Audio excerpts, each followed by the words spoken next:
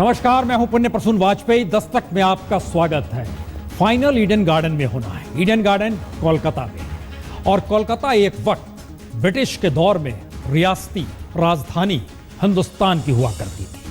वहां भारत पहुंचेगा, इसके लिए जद्दोजहद कर रहा है। लेकिन दरअसल आज बात क्रिकेट की नहीं होगी, उस शहर की होगी जिस शहर को लेकर इतिहास ने अपने झरोखे में अपने तरीके से दुनिया को दिखाया, बताया। तो कोलकाता एक ऐसा शहर, कैसा शहर, आज वहां पर एक पुल ढहा तो दरअसल दस्तावेजों के जरिए कोलकाता को टटोलने की कोशिश हमने भी की। तो आइए इस शहर की पहचान के साथ इस शहर के भीतर कदम रखिए। कोलकाता, खौफ, दहशत, अंधेरे और उत्तेजना का शहर।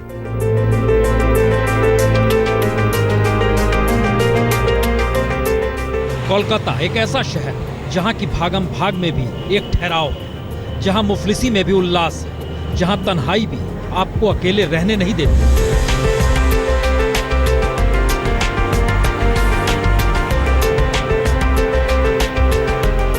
कोलकाता जहां सुबह की खुशबू जिंदगी से जुड़ती है, दोपहर का पसीना मजदूरों को उसके हक का एहसास कराता है, और शाम ढलते ढलते कोलकाता बहस मुहाफिजों में खो जाता है।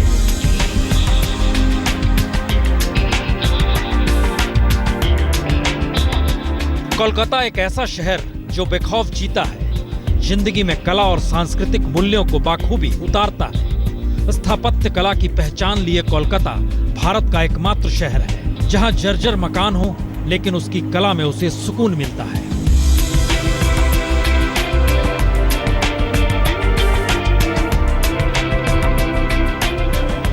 कोलकाता एक ऐसा शहर जो परंपराओं को छोड़ता नहीं और आधुनिकता को अपनाने में कोई जल्दबाजी दिखाता नहीं।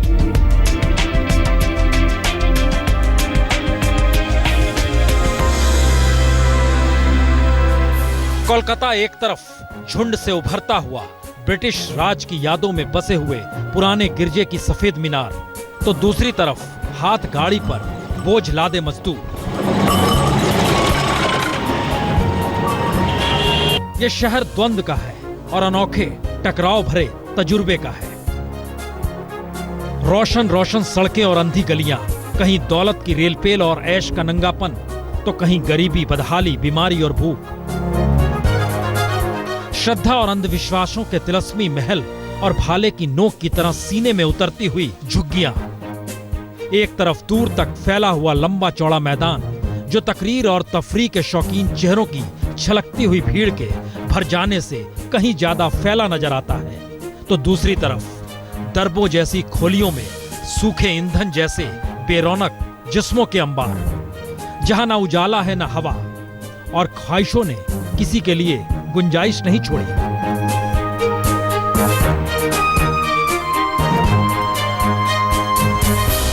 और इस शहर में अगर कोई पुल ढह जाए, ऐसा पुल जिस पर गाड़ियां नहीं रेंगती बल्कि पुलों के नीचे जिंदगी आबाद रहती है, तो उसे महज हादसा या दुर्घटना नहीं कहा जा सकता, बल्कि खुले आसमान तले रहने वालों के सिर पर ही आसमान के गिर जाने सरीखा होता है। और आज दोपहर 12 बजे कोलकाता के बीचों बीच कुछ ऐसा ही हुआ।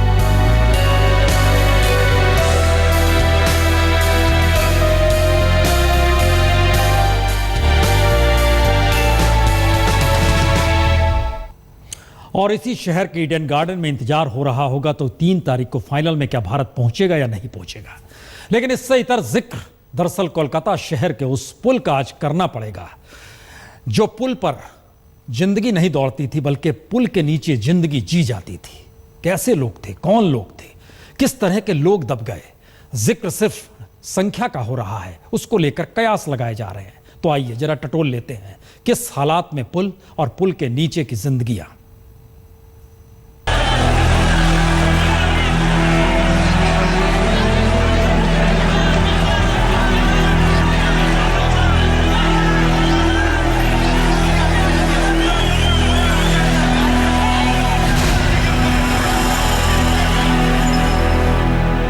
सकरे शहर की सबसे सकरी गली के बीच बीते 9 बरस से जिस पुल को बनाने की जद्दोजहद इन हालातों को लेकर चलती रही कि एक खंबा लगे तो 100 परिवारों की नींद में खलल आ जाए, 4 पिलर खड़े करने हों तो सैकड़ों मजदूर और बेबस पड़े लोगों की जिंदगी हराम हो जाए, ऐसे में उस पुल के गिरने का मतलब होता क्या है? ये सारा नजारा आज खुलकर हर आंख के सामने आ गया।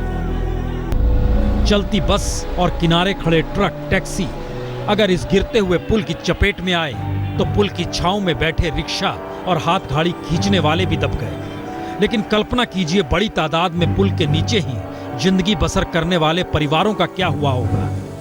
पुल के नीचे परिवार छोड़ काम पर निकला मजदूर हुगली नदी के किनारे भी मजदूरी कर रहा था और कई मजदूर तो पुल के ऊपर ही काम कर रहे थे। कितने दबे, कितने मरे, सियासत इनकी गिनती करेगी, बताएगी और बता रही है। लेकिन जो शहर बिना गिनती के जीता हो, वहां कितनों की मौत तो किसी कागज पर भी दर्ज नहीं होगी। क्योंकि कोलकाता का सच यही कि यहाँ लाखों लोग खुले आसमान तले पूरी उम्र गुजार देते हैं। फुटपाथ पर पैदा होते हैं, जवान होते हैं, बच्चे पैदा करते हैं और मर जाते हैं। हम दुकान में काम करता था, बहुत बड़ा आवाज हुआ, बहुत जोर से आवाज हुआ। हम जब देखा तो इधर से आवाज इतना जोर के, उसके बाद ब्रिज एकदम धड़ाम करके गिरा। यहाँ गरीबी ऐसे रंग रूप लेकर एक साथ आती है कि बहुतेरे इस नजारे की ताब नहीं ला सकते। यहाँ हिंसा है, वहशत है, टकराव है, दूसरी तरफ तंजीम है, धीमापन है और घर की चौखट पर उस पुरानी मिट्टी की महक है जो हर शहर से अब गायब हो चली है। तो हम सोचे पहले कि बिजली करके, तो लेकिन नहीं, एकदम तो आसमान साफ है। तो इधर सुन रहे सब कोई चिल्ला मिल्ली कर रहे। हम सोचे कोई एक्सीडेंट हुआ है गाड़ी के साथ। यहाँ आके देखे तो ब्रिज पूरा गिर गया और पूरा धुआं निकल रहा है एकदम से। इन हालातों के बीच जिस इलाके में पुल ढहा, वो इलाका तो व्यापार और उद्योग के एतबार से कोलकाता का सबसे बड़ा इलाका है। कह सकते हैं चेतना का सबसे बड़ा केंद्र, बड़ा बाजार। जी, यही इलाका है बड़ा बाजार, जहाँ के घरों में आज भी धन्ना सेठ रहते हैं, जिन्हें फक्र है खुद को भद्र मानुष होने का। बहुत ऑब्जेक्शन किया गया, कोई सुनवाई नहीं हो रही है। अब उसको देखो, इस कंपनी को जिसको इन्होंने ठेका दिया है, उसमें कितने एमएम के सरिया लगाए हैं। ये एक आज हुआ, ये पहले हो जाना चाहिए था। इसीलिए जैसे ही पुल के गिरने की आवाज आई, हर किसी ने पहले अपने घर को टटोला। कोई बाहर तो नहीं, कहीं कोई पुल की तरफ तो नहीं गया, क्योंकि पुल के नीचे मजदूर साहूकार ही नहीं बसते, बल्कि इस पूरे इलाके का शहर यही जीवंत होता है। इसीलिए पुल ढहा तो कोलकाता ठहर गया। दरअसल इस शहर को जिसने देखा, उसने कुछ ना कुछ इस शहर के बारे में बहुत कुछ कहा। मसला यह नहीं कि इस शहर को कभी सिटी ऑफ जॉय कहा गया, कभी इसे डाइंग सिटी कहा गया। आइए, उससे इतर गालिब भी इस शहर में तकरीबन 2 बरस तक रहे और कौन कौन किस किस तरीके से इस शहर को देखते चला गया, चाहे वो चर्चिल हो, चाहे वो वायसराय हो। जरा देखिए इस रिपोर्ट को। किनारे 30 मील की लंबाई में बसा हुआ महानगर कोलकाता।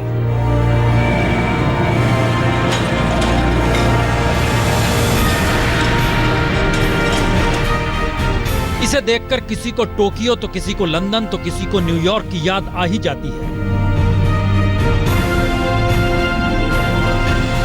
लेकिन सच यही कि हर नजर ने कोलकाता को अपने नजरिए से ना सिर्फ देखा, बल्कि उसे एक नाम भी दे दिया।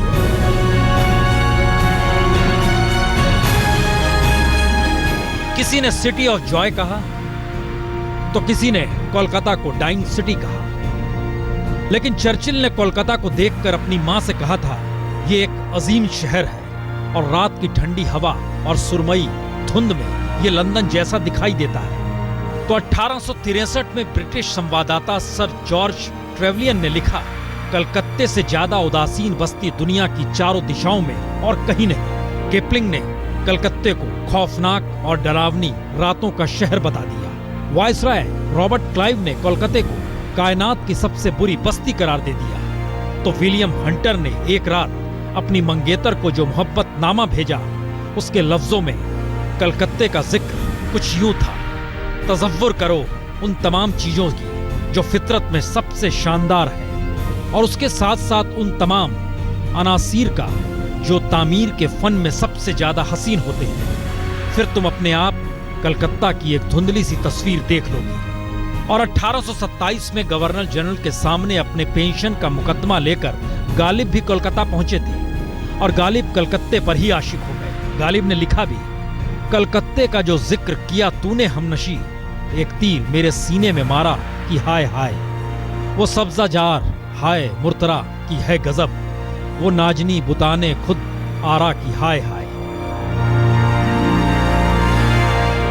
कुछ मायनों में कलकत्ता की कहानी हिंदुस्तान की कहानी है,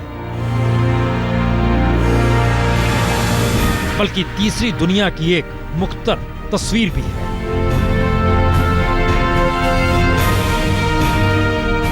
और ये तस्वीर बताती है कि साम्राज्य क्यों और कैसे वजूद में आए। कलकत्ता की कहानी औद्योगिक क्रांति की कहानी है। कलकत्ता की कहानी दुनिया के मजदूरों को एक कर सत्ता बदलने की कहानी है। कलकत्ता की कहानी राजनीतिक शून्यता को संघर्ष के आसरे भरने की कहानी है। इसीलिए कलकत्ते में एक पुल ढहा तो राजनीति कहीं तेजी से ढहती और खड़ी होती दिखी। भ्रष्टाचार की जंग को मांझने की कोशिश सियासत ने की तो जंग लगे वामपंथी मिजाज ने खुद को चमकाने की कोशिश की। भगवा रंग भी विकास और भ्रष्टाचार की सियासत तले अपनी मौजूदगी की था पाने गिरे हुए पुल के नीचे से ही निकल पड़ा। यानी पुल से कहीं भारी सियासत ने आम लोगों की जान को पहले लीला तो फिर राजनीतिक संघर्ष तले पुल में लोगों के मातम को सियासी बिसात पर भुला दिया गया। वैसे भी कोलकाता में मौत का अर्थ तो अकाल के वक्त भी नहीं था, और तब भी ना कोई दलील थी ना कोई जरूरत। और आज भी हालात बदले नहीं हैं, सिर्फ कलकत्ता से कोलकाता तक नाम बदला है। शहर वही जस का तस हुगली किनारे। तो क्या वाकई कोलकाता का सिर्फ नाम बदला? नाम बदलते बदलते मिजाज नहीं बदला, हालात नहीं बदले, तब्दीलियां कुछ नहीं आई। आइए जरा परखते हैं कि कोलकाता एक ऐसा शहर जिसका वाकई सिर्फ और सिर्फ नाम बदला।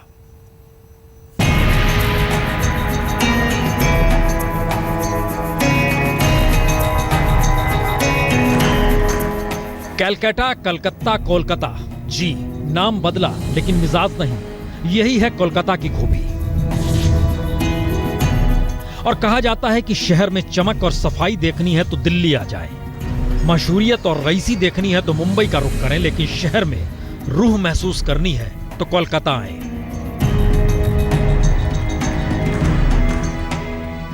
माना यह भी जाता है कि कोलकाता की रूह बसती है वहां की भीड़ में, और इस भीड़ भरे कोलकाता की हलचल तब्दील हो गई एक कोहराम में। कोहराम जब शहर की जान माने जाने वाले बड़ा बाजार में एक फ्लाईओवर निर्माण के दौरान ही ढह गया।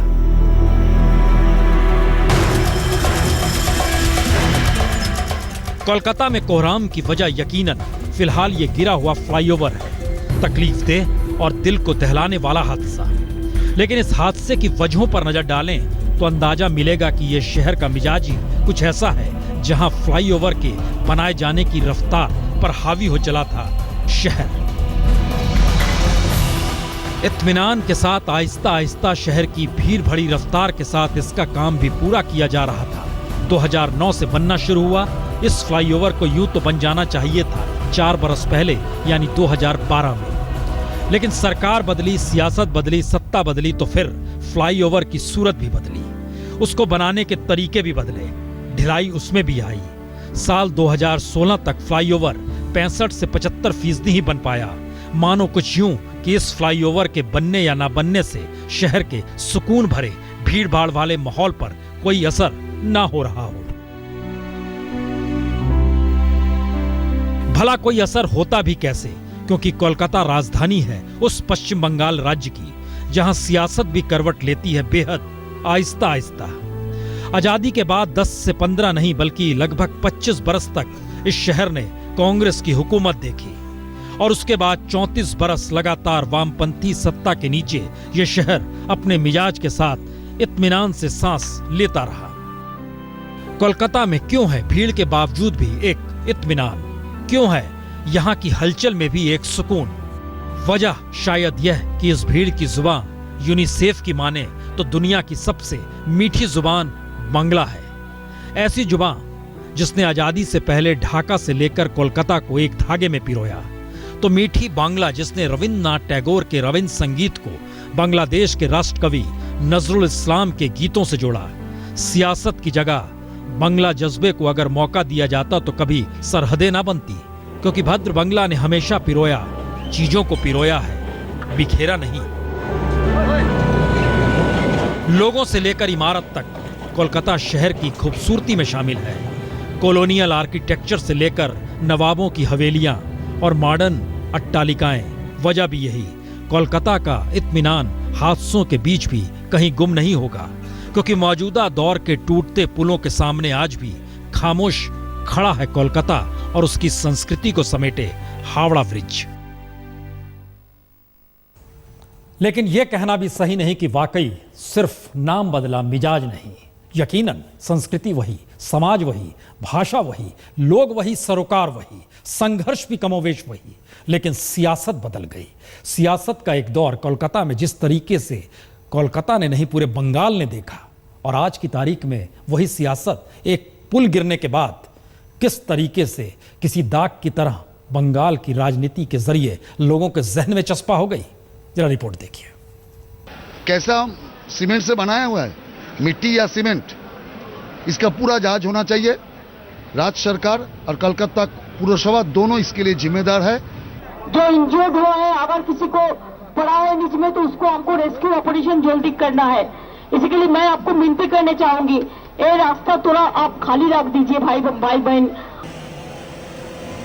पुल ढहा और सत्ता का भ्रष्टाचार एक ऐसे राज्य में गूंजने लगा जो हिंदुस्तान की पहली रियासती राजधानी थी, और जहां 1967 के चुनाव के बाद 14 सियासी पार्टियों की मिलीजुली हुकूमत ने यह ऐलान किया था कि पश्चिम बंगाल के मंत्रियों की हिफाजत के लिए अब पुलिस की दरकार ना होगी। सीएम की तनख्वाह 1150 रुपए से घटाकर 700 रुपए कर दी गई थी। मंत्रियों का वेतन 900 रुपए से घटाकर 500 रुपए कर दिया गया था। और तो और, जिस कोलकाता में लू से सैकड़ों मौतें होती थी, वहां सरकारी दफ्तरों से एयर कंडीशन हटाने का फैसला ले लिया गया था। और कोलकाता के मैदान में जब पहली सभा हुई तो जिक्र किसानों की बदहाली का हुआ था। मजदूरों के हक के सवाल थे, तालीम में सुधार की बात थी, बेजमीन मजदूरों की रोटी के सवाल थे, और शहर की दीवारों पर इनकलाब के नारे थे कि बंगाल के बेटों, नींद से जागो और दहाड़ो शेर की तरह।